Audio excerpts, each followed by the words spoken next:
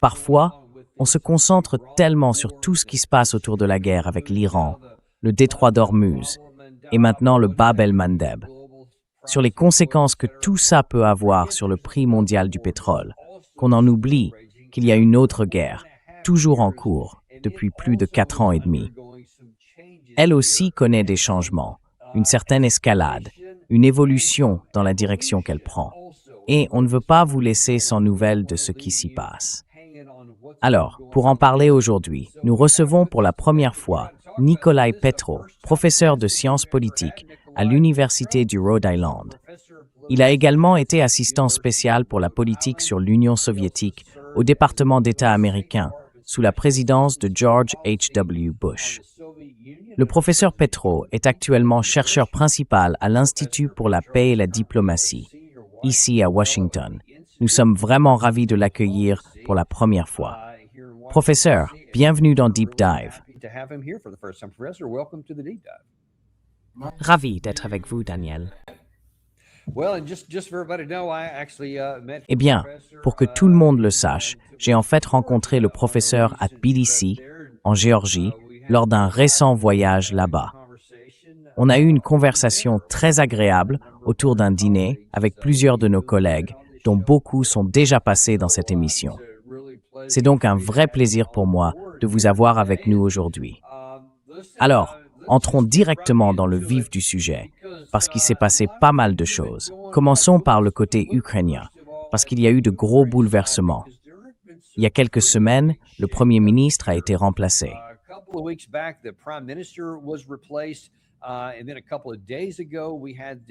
Et puis, il y a quelques jours, comme vous le voyez là, à droite, le ministre de la Défense, Fedorov, a été remplacé.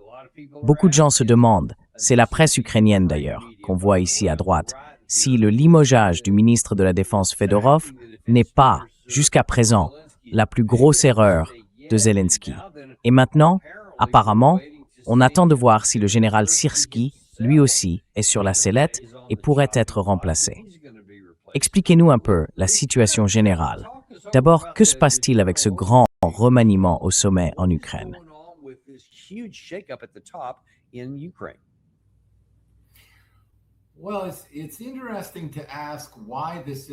Eh bien, c'est intéressant de se demander pourquoi tout ça arrive, si les choses se passent aussi bien que ce que la presse occidentale affirme en Ukraine. Pourquoi est-ce qu'on renvoie tout le monde? Parce que franchement, ça n'aurait pas beaucoup de sens si tout allait bien. Le problème, apparemment, c'est la rivalité entre le ministre de la Défense, Fedorov, enfin, l'ancien ministre, et le commandant en chef actuel des forces armées ukrainiennes, Oleksandr Syrski. D'après la presse ukrainienne, ils sont en désaccord total et n'arrivent pas à se mettre d'accord sur la stratégie. En fait, Fedorov, le plus jeune des deux, il a 35 ans, je crois, dit que les forces armées ukrainiennes, contrairement à ce que raconte la presse occidentale, sont dans une impasse.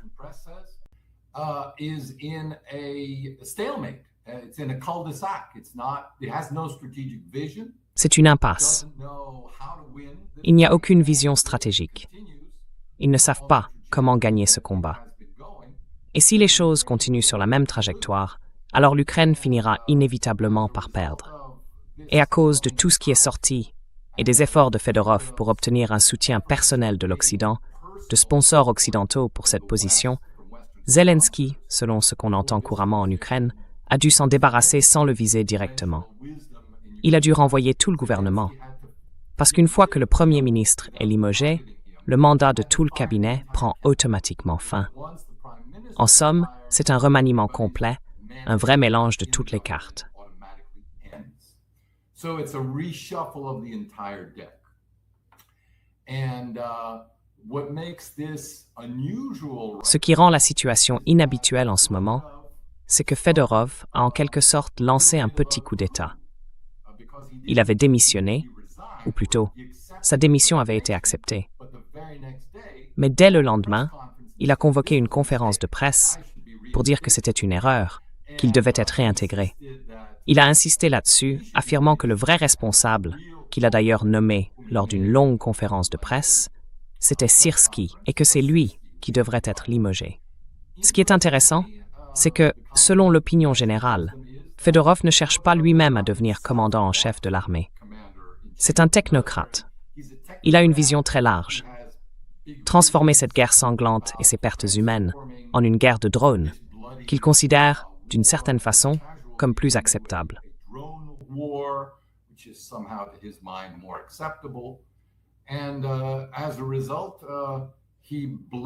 Et du coup, il rend Syrski responsable des pertes et du manque de succès stratégique des forces armées ukrainiennes.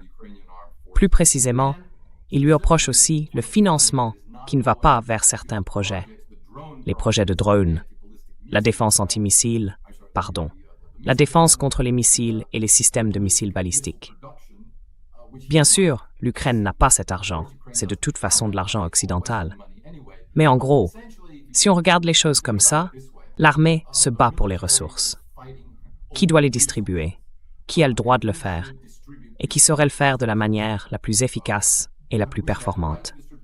Et pour l'instant, ce conflit n'a pas l'air de près de se terminer.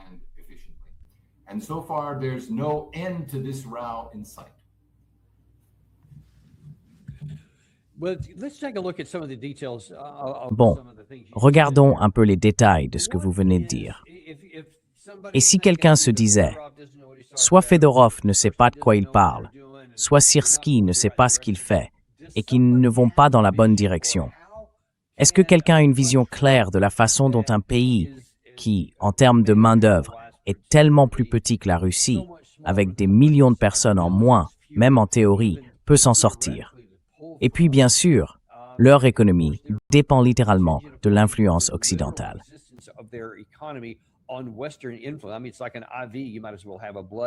Je veux dire, c'est comme une perfusion.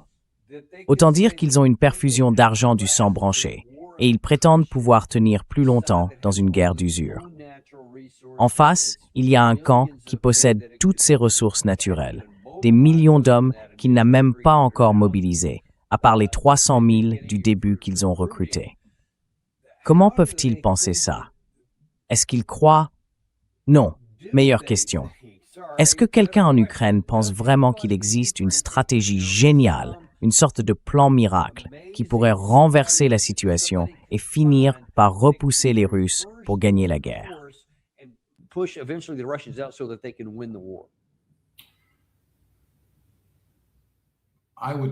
Pour résumer ce que vous venez de dire, je poserai la question suivante. Quelle est la stratégie de l'Ukraine pour la victoire? Oui, c'est une façon plus courte de le dire, c'est vrai. D'accord. Je dirais qu'il y a 3 points de vue là-dessus. Le premier, c'est, disons, la position traditionnaliste, celle de la plupart des gens en Russie, et aussi des sceptiques en Ukraine.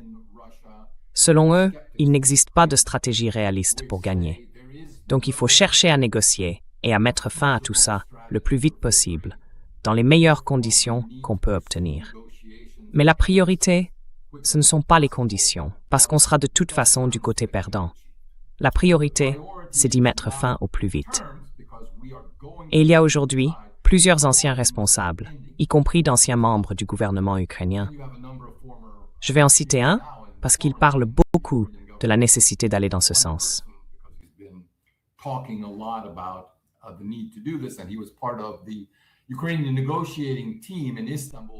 Il faisait partie de l'équipe ukrainienne de négociation à Istanbul, qui n'a pas signé un accord mettant fin au conflit, mais qui a paraphé un projet d'accord en ce sens, en mars et avril 2022. Et il dit, vous savez, c'était le meilleur accord qu'on pouvait espérer. À partir de là, chaque retard à signer quelque chose de ce genre ne fera qu'aggraver la situation pour l'Ukraine. Voilà une première position.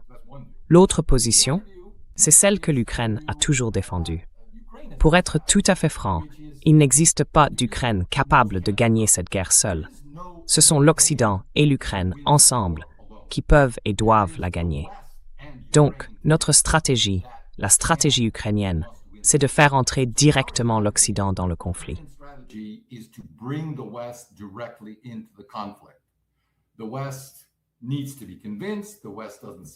L'Occident doit être convaincu. L'Occident ne voit pas pourquoi il devrait faire ça.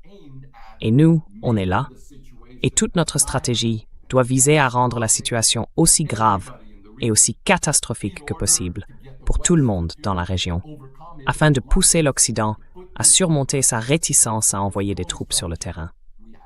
C'est la seule stratégie que nous ayons. Je dirais que la personne qui pense assez ouvertement de cette façon, c'est l'ancien chef des services de sécurité, Kirilo Budanov, qui est aujourd'hui le chef de cabinet de Zelensky. Il a donné plusieurs interviews à l'époque où il passait d'un poste à un autre, sans savoir encore s'il allait rester au gouvernement.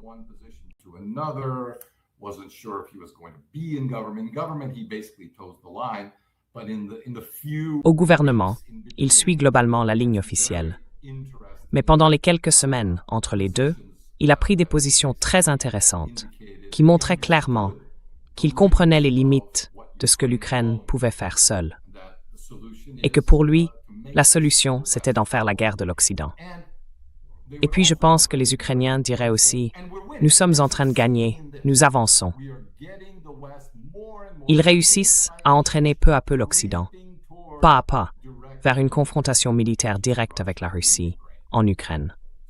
C'est donc leur stratégie. Elle fonctionne. Ils aimeraient qu'elle avance plus vite, mais pour eux, c'est la solution à ce conflit.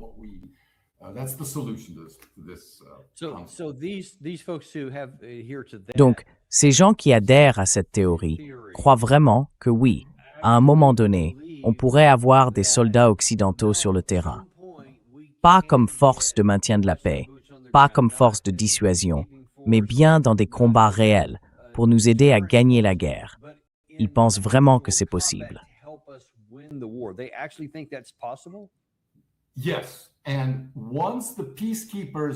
Oui, et une fois que les forces de maintien de la paix seront sur place, la Russie a déjà dit qu'elle deviendrait des cibles. Et ça, inévitablement, ça fera monter la tension. C'est d'ailleurs ce que nous voulons. Ce que nous, les Ukrainiens, le gouvernement ukrainien, en l'occurrence, c'est de ça que je parle, c'est le pari. Une fois qu'ils seront sur le terrain, sous le feu, il n'y aura plus de retour en arrière.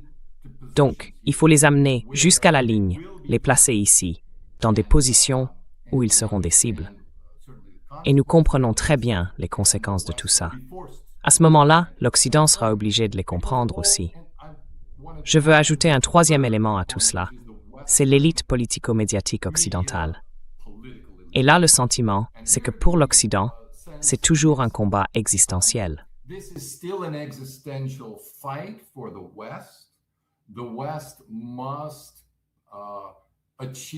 L'Occident doit obtenir une victoire stratégique sur la Russie. Cette rhétorique n'a pas changé depuis 4 ans. Et puisque c'est bien là l'objectif stratégique, autrement dit, le véritable objectif, des dirigeants occidentaux dans la plupart des pays, il n'y a eu aucun effort pour négocier avec la Russie du côté occidental. Il n'y a même pas d'équipe de négociation. Rien du tout.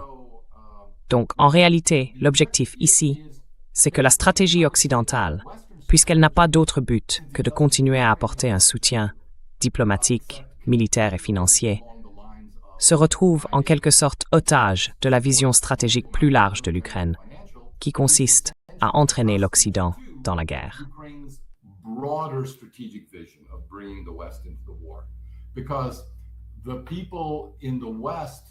Parce que les gens en Occident, enfin, ceux qui sont au pouvoir aujourd'hui et qui soutiennent l'idée qu'il faut infliger une défaite stratégique à la Russie, que l'Occident doit le faire, se divisent en 2 catégories.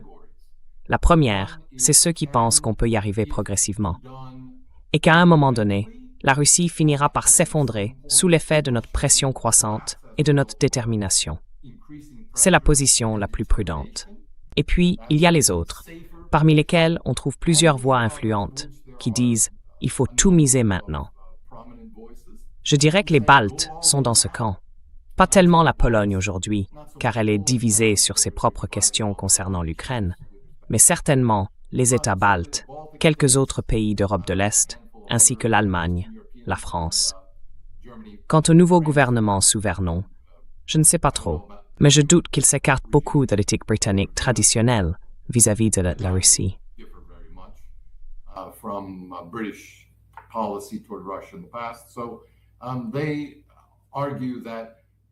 Ils disent donc qu'il faudrait peut-être s'engager plus tôt. Mais le problème avec un engagement direct de l'Occident, c'est qu'on n'est pas encore prêt. Alors on laisse les Ukrainiens mourir d'abord. Puis après, encore 3 ans comme ça, si on arrive à les maintenir à flot, on sera enfin en position de se défendre, nous, en Occident. Et là qu'on décide de défendre l'Occident en première ligne, en Ukraine ou sur le territoire de l'Union européenne, ce sera notre choix. Ce sera simplement notre choix. Et vous savez, on aura toutes les cartes en main tant que le gouvernement ukrainien continue de dire que les Ukrainiens sont prêts à se battre et à mourir, en gros, pour le réarmement de l'Europe à ce stade. Donc il y a plusieurs niveaux dans tout ça. Mais personne, vraiment personne, ne plaide pour la paix. Nobody is really arguing for peace. Non, clairement pas. Regardons la deuxième de vos 3 options, pour commencer. On va partir de celle dont vous parliez à l'instant, l'Europe. Est-ce qu'il y a, selon vous, un objectif atteignable dans tout ça? Par exemple, si on réussit, à quoi ressemblerait la situation finale? Ce serait vers ça qu'on devrait travailler.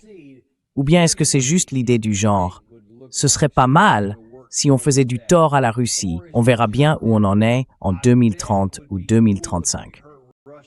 Comment vous voyez les choses?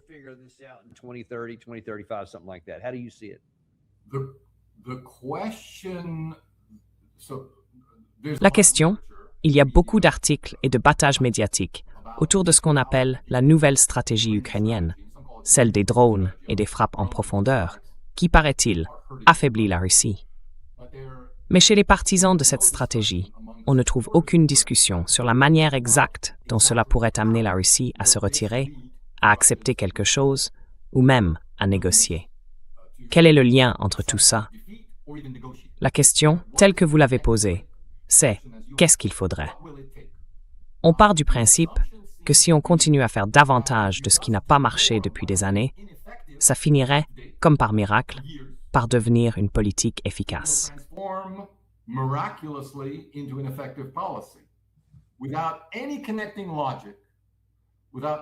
Sans aucune logique, sans rien qui relie les deux. C'est bien ce qu'on a vu avec les sanctions. Non, 20e paquet de sanctions, 21e, 51e, peu importe. C'est toujours la même chose. Mon problème avec les sanctions, ce n'est pas qu'elles soient mauvaises sur le plan économique, il y a plein d'arguments économiques, mais plutôt cette idée de base. Si une politique ne produit pas les résultats qu'on attendait, continuer à faire la même chose, c'est tout simplement stupide. Alors pourquoi continuer à être stupide à ce sujet?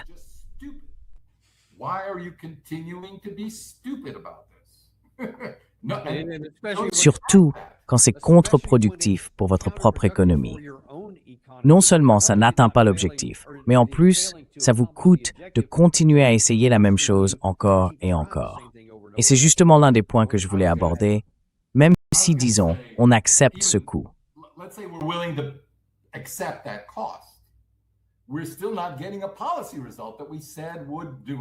On n'obtient toujours pas le résultat politique qu'on avait dit attendre de cette mesure. Où est l'effet sur la politique? Où est le résultat? Et d'ailleurs, j'aime bien ce sujet parce que j'ai fait quelques recherches là-dessus. Il existe une littérature très riche sur les sanctions économiques qui remonte à plus de 50 ans. Tous les chercheurs ont étudié les sanctions, sur tous les continents. Ce n'est pas une politique nouvelle. Le consensus dans la recherche académique a toujours été, et reste aujourd'hui, que les sanctions n'atteignent pas l'objectif politique qu'elles sont censées atteindre. Le pourcentage de cas où l'on peut établir un lien clair entre une sanction imposée et un changement politique réel du pays visé est très très faible. Et ça vaut pour toutes sortes de pays, grands, petits, riches, ça ne change rien.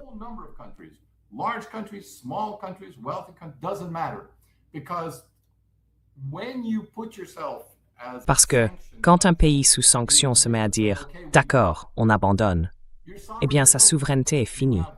Il a perdu, pas seulement aujourd'hui. Il a perdu dans toutes les discussions futures avec ce rival ou cet ennemi potentiel. Parce que l'autre dira « on sait exactement où te faire mal. On sait exactement quoi faire pour te faire plier. » Et aucun pays qui se respecte ne veut se retrouver dans cette position, peu importe à quel point ça lui coûte. C'est ça qu'il faut garder en tête. Ce n'est pas que la Russie soit particulièrement dure ou quoi que ce soit de ce genre. Aucun pays n'accepterait d'être ainsi pris en otage. Le gouvernement, en particulier, est prêt à supporter de grandes difficultés pour ne pas se mettre, lui et les générations à venir, dans une situation aussi désavantageuse à l'avenir.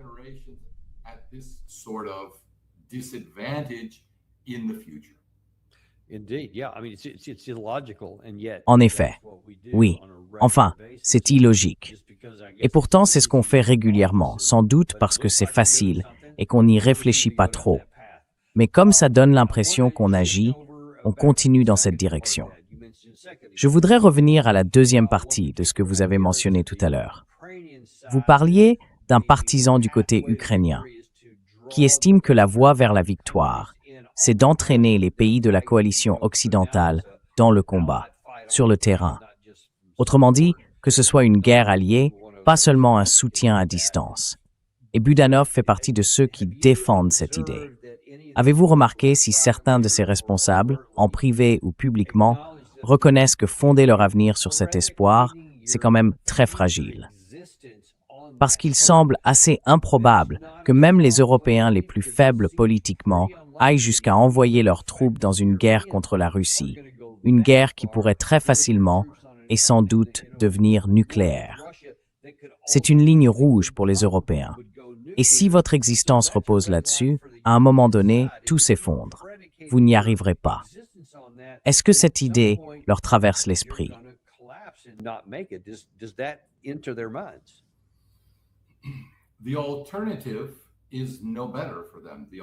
L'alternative n'est pas meilleure pour eux. L'autre option, c'est d'être chassés du pouvoir, voire de disparaître politiquement, simplement parce qu'ils auraient perdu la guerre. Perdre la guerre, ça aurait des conséquences non seulement pour l'Ukraine, mais aussi pour eux, personnellement, de tous les côtés. Tout le soutien qu'ils ont aujourd'hui parmi les forces nationalistes, parce qu'ils se battent, s'effondrerait d'un coup. Du jour au lendemain, toute l'élite politique et militaire, ou quiconque accepterait une sorte de, disons, cessez-le-feu, selon les conditions de ce cessez-le-feu, serait critiquée. Même l'idée d'un cessez-le-feu est déjà diabolisée parmi les forces nationalistes ukrainiennes, parmi les forces ukrainiennes tout court.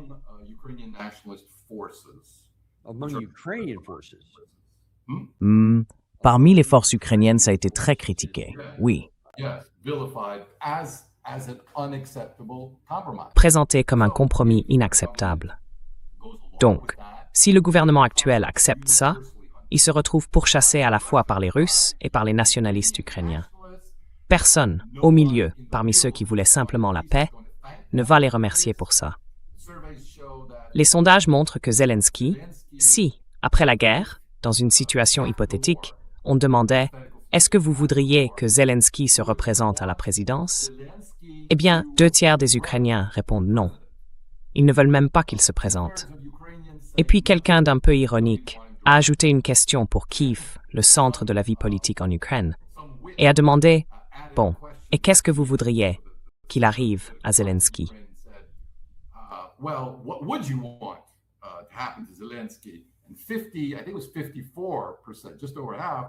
Et 50, je crois que c'était 54%, un peu plus de la moitié, ont dit qu'il devrait être inculpé. On parle bien du président actuel, sans doute pour tout ce qui a conduit à cette catastrophe.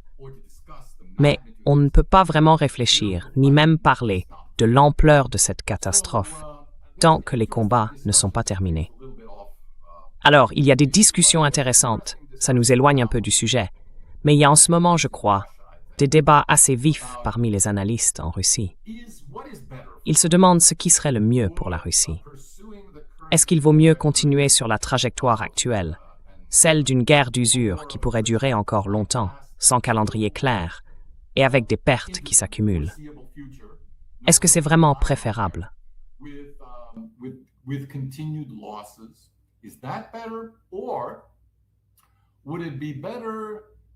Ou bien, vaudrait-il mieux accepter un cessez-le-feu pour permettre au processus politique en Ukraine de reprendre? Parce qu'aujourd'hui, Tout est à l'arrêt. Tout, comme l'a dit le président Zelensky, la Constitution est en pause. Il n'y a plus d'élection, donc personne n'est remplacé. Il n'y a pas d'opposition politique reconnue, pas de véritable manifestation publique, et tout est étroitement contrôlé. Mettre fin à tout cela et permettre à la vie politique normale de redémarrer en Ukraine révélerait énormément de choses. Qui a été responsable de la corruption? Qui a profité de la guerre? Qui en a tiré un bénéfice personnel à travers sa famille? Et qui est parti à l'étranger avec quelles ressources?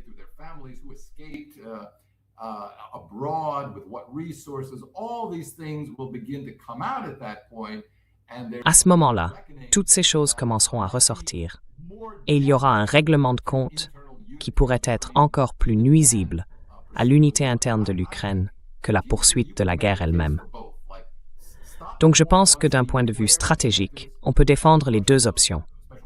Arrêter la guerre, une fois que les objectifs déclarés de l'opération militaire spéciale russe auront été atteints, c'est-à-dire, comme ils le disent, la libération de Donetsk, de Zaporizhia et de Kherson, puis déclarer que les objectifs militaires ont été accomplis, et laisser ensuite les Ukrainiens régler leurs comptes entre eux après la paix.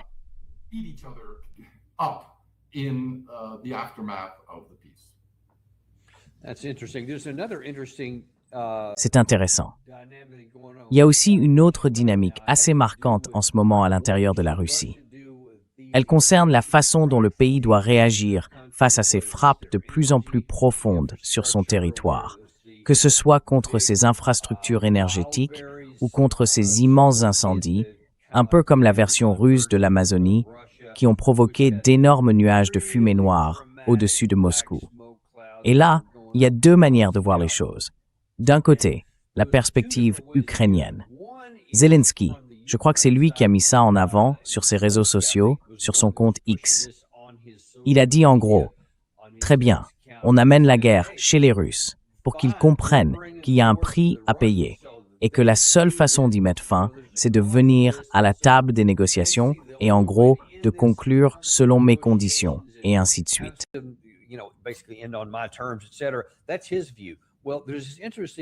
C'est son point de vue.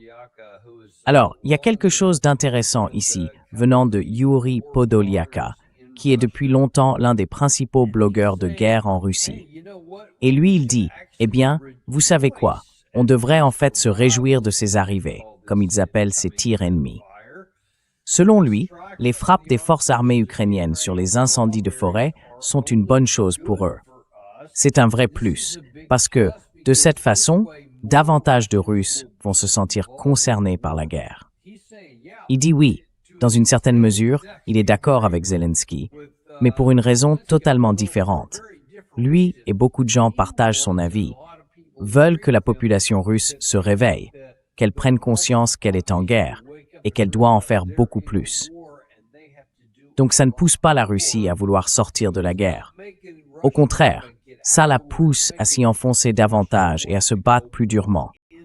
Comment vous voyez cette dynamique?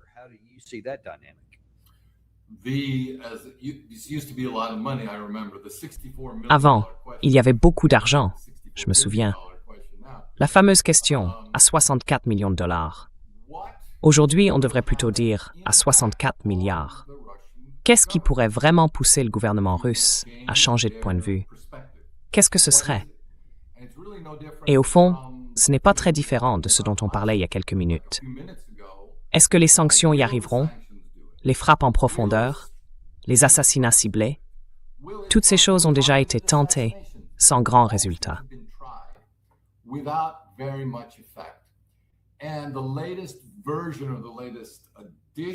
Et la dernière version du dernier plan semble être une frappe sur une cible publique.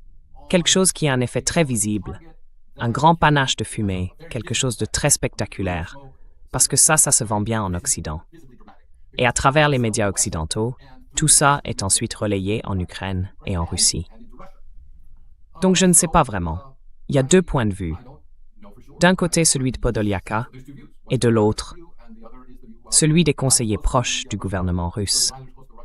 Ces conseillers, qui soutiennent la guerre d'usure actuelle, insistent sur le fait que ces frappes sont très peu efficaces. Les frappes sur les raffineries réduisent la capacité de raffinage temporairement, au pire pendant quelques semaines. Rien ne détruit complètement la capacité totale de raffinage. Destroys the entire refinery capacity. Indeed, in June, so that's last month, En effet, en juin, donc le mois dernier, les revenus de la Russie issus des exportations d'énergie ont atteint leur plus haut niveau. Parce qu'au lieu d'exporter des produits raffinés, ils les ont remplacés par du pétrole brut, du pétrole non raffiné, je suppose. Ils en ont exporté davantage et ont laissé le raffinage se faire ailleurs. J'imagine que c'est pas aussi rentable, mais la Russie dispose d'une telle quantité de ressources qu'elle peut compenser les pertes autrement. Donc, même la réduction de la capacité de raffinage, tant qu'elle dure, n'a pas vraiment eu d'impact significatif sur les revenus. Alors, quelle est la stratégie? Que faire face à ça? Eh bien, plusieurs choses, je pense, que la Russie essaierait de faire. Montrer que, oui, c'est une gêne, mais que ce n'est pas décisif pour son effort de guerre. Ou encore, que ces goulots d'étranglement dans le système de distribution d'énergie leur permettent d'en corriger les défauts, de comprendre comment le défendre et comment le rendre plus résilient. How to make it more resilient. And of course, the last strategy about which we all know the Et bien sûr, la dernière stratégie, celle sur laquelle on en sait le moins, parce que c'est là que les innovations technologiques arrivent à toute vitesse, c'est celle des stratégies anti-drones, anti-balistiques, ou capables de perturber les réseaux de communication. C'est une bataille permanente, un véritable jeu du chat et de la souris. À chaque fois qu'un camp prend l'avantage pendant quelques semaines ou quelques mois, ça ne dure jamais. D'ailleurs, c'est une opinion largement partagée au sein de l'armée ukrainienne. Je pense que Sivsky et Fedorov, s'ils sont d'accord sur quelque chose, c'est bien sur ce point. Les avantages technologiques offrent une fenêtre d'opportunité, mais seulement pour un temps limité. À long terme, l'autre camp finit toujours par rattraper son retard, par faire autrement, et il faut à nouveau s'adapter. C'est un cercle sans fin.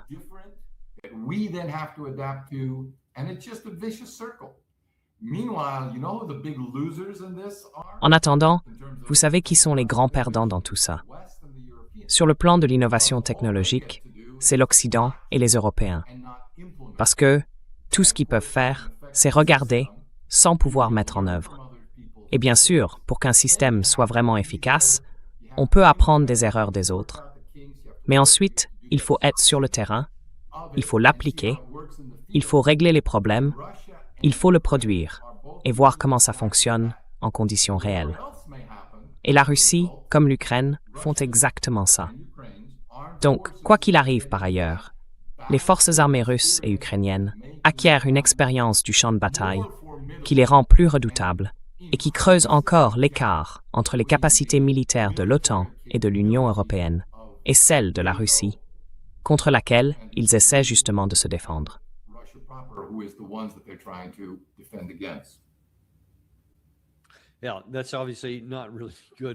Oui, évidemment, ce n'est pas vraiment une bonne chose de notre point de vue.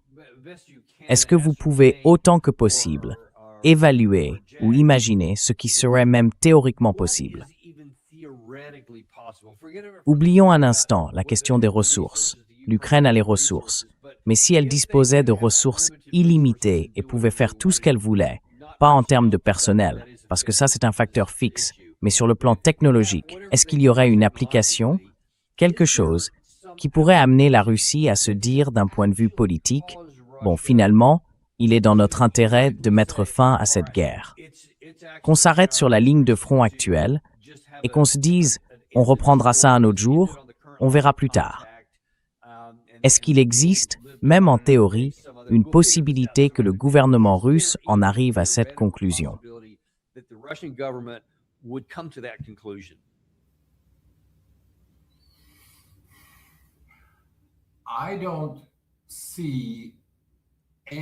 Je ne vois pas vraiment d'arme miracle réaliste.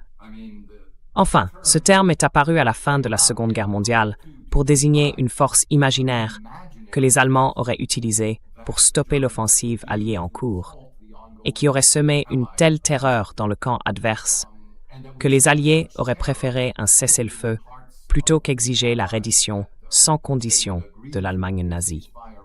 Mais bon, je pense que c'est plutôt ton domaine. Moi, je ne suis pas militaire. Et honnêtement, je ne crois pas que les armes fonctionnent comme ça. I don't think weapons work that way. I think weapons are always. Je pense que les armes sont toujours imparfaites. Elles sont conçues pour des tâches précises. Et si on avait une arme qu'on ne pourrait pas vaincre, eh bien, on ne serait sans doute pas très loin de la fin de l'humanité. Parce que quelqu'un voudrait forcément s'en servir pour éliminer tous les méchants. Et cette liste de méchants ne ferait que s'allonger sans fin. L'une des raisons pour lesquelles le projet Star Wars n'est jamais allé très loin, c'est que si un bouclier vraiment impénétrable pouvait exister, tout le reste du monde serait en danger. Et dans ce cas, quel argument empêcherait les autres de lancer une frappe préventive pour éviter qu'un tel système soit déployé, pour ne pas se retrouver en otage permanent dans les relations internationales? Donc non, on ne voudrait jamais d'une chose pareille. So you would never want anything like that, even if you. Right. And the reason why I asked the question is because Oui. Et si je pose la question, c'est parce que, si je la pose sur le plan politique, c'est bien parce que, militairement, une telle arme n'existe pas. Il y a à peine une minute, vous avez décrit ce cycle infernal. Une avancée, une riposte, puis un affaiblissement, ensuite une nouvelle idée, et ainsi de suite. Ça tourne en boucle, sans vraiment changer grand-chose. Toutes ces choses se succèdent. Mais au fond, la dynamique reste à peu près la même.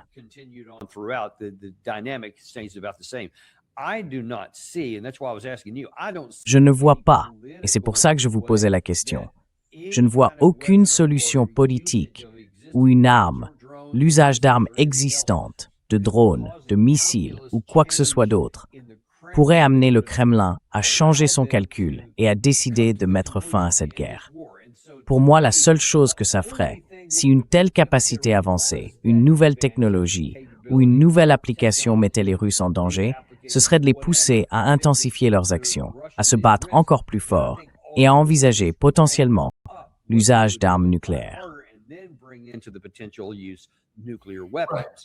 think the actual example of. Je pense qu'un exemple concret d'arme qui pourrait, en théorie, être donné à l'Ukraine, ce serait, et si l'Occident lui remettait des armes nucléaires à utiliser contre la Russie?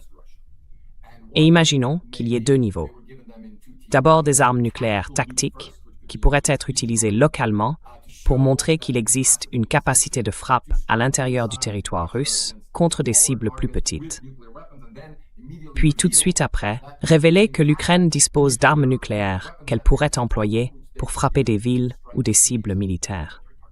Quelle serait la réaction de la Russie? Je ne pense pas qu'elle se rendrait.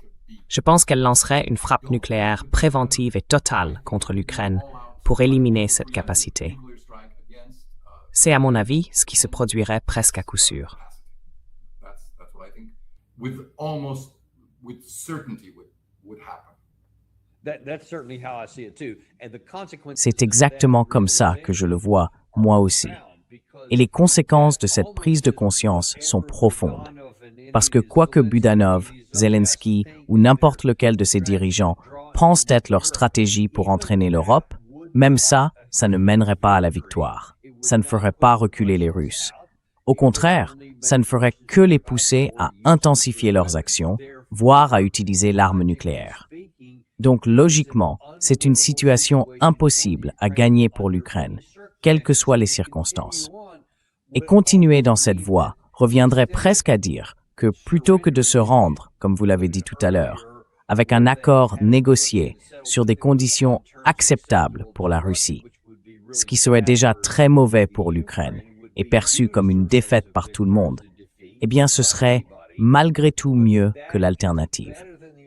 Parce que l'alternative, c'est de perdre quand même, non pas par une signature, mais par la destruction physique du pays, tôt ou tard. Je ne vois pas d'autre issue. Et vous? I don't see any other alternative, do you? Non, ça, c'est l'argument raisonnable pour mettre fin à la guerre le plus vite possible, parce qu'il n'existe aucun scénario crédible dans lequel la Russie accepterait la défaite. Mais on peut aussi avancer un autre argument, qui dirait peut-être que la Russie de Poutine, to say ou maybe Putin's Russia or Putin and his entourage would not accept. Poutine et son entourage n'accepteraient pas la défaite. Mais ce que nous pourrions faire, c'est déstabiliser à travers tout ce dont nous avons parlé, et avec l'efficacité des médias occidentaux et des mécanismes de propagande en Russie, nous pourrions déstabiliser la situation politique là-bas. Et en conséquence, Poutine serait écarté d'une manière ou d'une autre. Oui, il serait écarté. Et si Poutine était écarté, ce qui serait l'objectif immédiat, le fait de le retirer du pouvoir. Alors, eh bien, nous ne pourrions pas prévoir exactement ce qui se passerait, mais nous aurions au moins quelques leviers supplémentaires pour essayer d'influencer la politique russe. To try to influence Russian policy.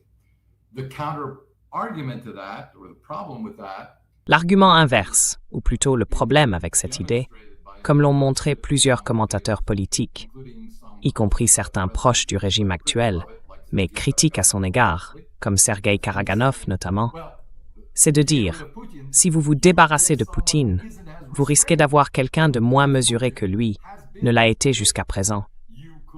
On pourrait, au lieu d'une guerre d'usure, mobiliser 1 million d'hommes, ce serait sans doute possible, et lancer une offensive militaire totale qui submergerait beaucoup plus vite l'armée ukrainienne et transformerait le conflit en une véritable guerre, plutôt que ce lent affrontement où la Russie, du moins selon ce qu'elle affirme, essaye d'épargner des vies. Elle cherche d'abord à préserver celles de ses propres soldats. it argues, is trying to save lives.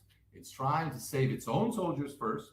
It's trying to decimate the Ukrainian armed forces. But to the extent La Russie essaye de décimer les forces armées ukrainiennes, tout en épargnant autant que possible les cibles civiles.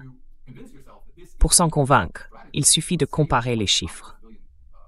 Si on regarde le taux de victimes civiles dans la guerre au Moyen-Orient, celle où Israël est impliqué, et qu'on le compare à celui de la guerre en Ukraine, on voit clairement la différence.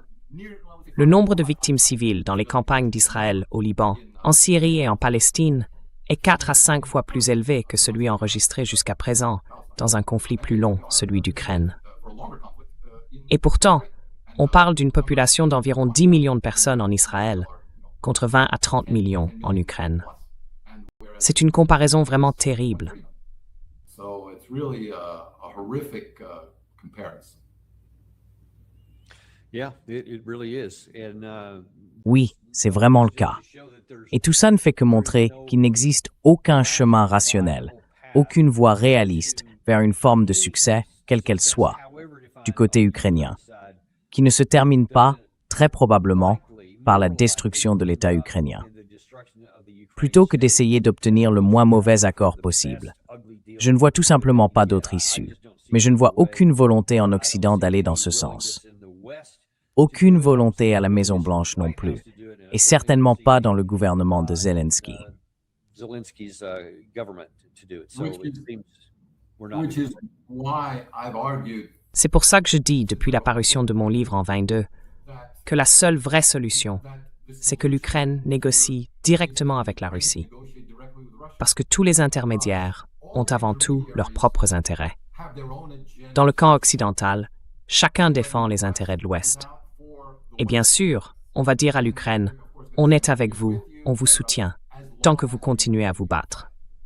Ce que Boris Johnson aurait dit à Zelensky, au moment où celui-ci était prêt à signer les accords de paix d'Istanbul, c'est à peu près ceci. Toi, tu es peut-être prêt à arrêter de te battre, mais nous, les Européens, non. Continuons le combat. On te soutiendra. On te donnera tout ce qu'il faut. On est là pour toi. instead, because we'll have your back. We'll give you everything you need. And we're here for you. And of course, he lied. He lied. Et bien sûr, And he probably il a menti. knowingly Il a menti.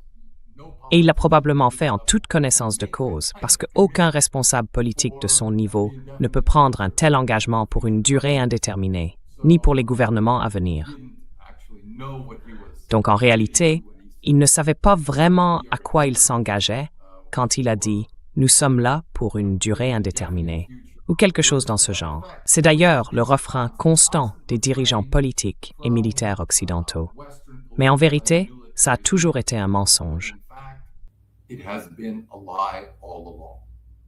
And I was going to actually ask you, I'm glad you brought that up about your J'allais justement vous poser la question.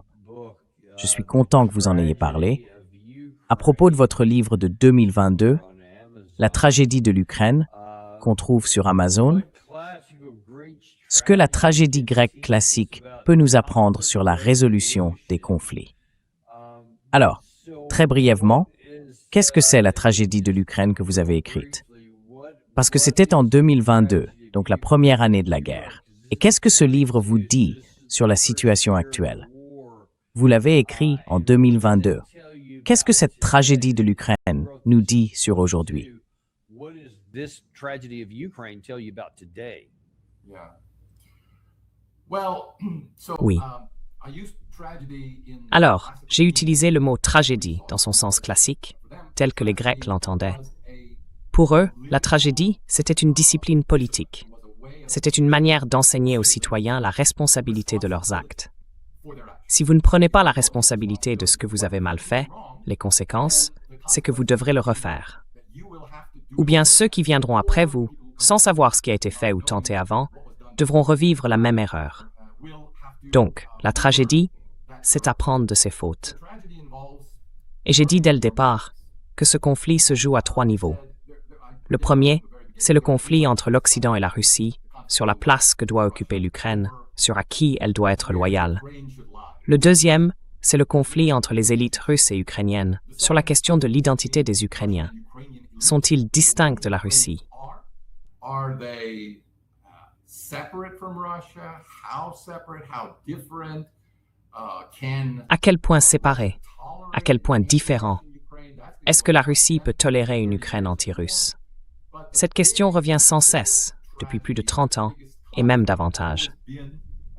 Mais la plus grande tragédie, là où le conflit a toujours été le plus profond, et qui est à la racine des 2 autres problèmes, c'est que ces derniers sont nourris par les divisions internes de l'Ukraine. Et ce conflit, c'est celui qui oppose depuis toujours l'Est et l'Ouest. Ce n'est pas un conflit simple, et je reconnais que ce n'est pas aussi facile que de dire simplement l'Est contre l'Ouest. Mais depuis au moins un siècle et demi, il existe des populations philo-russes, surtout dans l'Est du pays, et des populations philo-nationalistes, des nationalistes ukrainiens, concentrés principalement dans les 4 régions de l'Ouest. Et puis, il y a les régions du centre, qui oscillent entre les deux, selon le contexte politique. Go both ways depending on the Yeah. political context. So, they've been fighting on and off. Ils se disputent, par moments, violemment, pour savoir qui a le droit de définir ce que signifie être un vrai Ukrainien. Et cette querelle, elle est aussi politique. Ils se sont entretués à cause de ça pendant les guerres mondiales, et encore aujourd'hui, pendant cette guerre. Et tant que ce conflit intérieur ne sera pas réglé, entre Ukrainiens de toutes origines, qu'ils parlent russe ou ukrainien, qu'ils soient orthodoxes ou gréco-catholiques, tous ces groupes que les Ukrainiens connaissent bien, tant qu'ils n'auront pas réussi à se pardonner mutuellement pour tout ce que, selon eux, l'autre camp leur a fait, tant qu'ils ne se seront pas réunis pour dire « Créons un gouvernement, une nation unie, essayons d'imaginer ensemble notre avenir commun », eh bien, tant qu'ils n'auront pas fait ça, il y aura peu d'espoir. Oui. There's little hope. Yeah. Country being There's about as much hope of that as the Israelis. Il y a à peu près autant de chances que ça arrive que de voir Israéliens et Palestiniens se réunir dans un grand moment de Kumbaya. Donc, pas vraiment optimiste, mais très réaliste. Comme toujours, on est vraiment très reconnaissant d'avoir ce point de vue et on vous remercie beaucoup d'être venu partager vos analyses. On apprécie énormément. Merci. Thank you. My pleasure. Avec plaisir, et on vous retrouve dans quelques minutes à peine. Suleiman Ahmed a récemment eu une interview exclusive avec le ministère iranien des Affaires étrangères, parmi d'autres entretiens qu'il a menés pendant son séjour en Iran. Il a des analyses très fines sur la façon dont ce camp réfléchit et sur ce à quoi on peut s'attendre dans la suite du conflit. Restez avec nous dans quelques minutes sur le Daniel Davis Deep Dive. À tout de suite. Vous savez qu'on n'a pas de sponsor, parce qu'on déteste vous bombarder de pubs. Moi, je n'aime pas ça. Alors, montrez-nous un peu de soutien. Abonnez-vous, mettez un j'aime et partagez ça avec quelqu'un à qui ça pourrait plaire. Like, and send this to somebody you care about.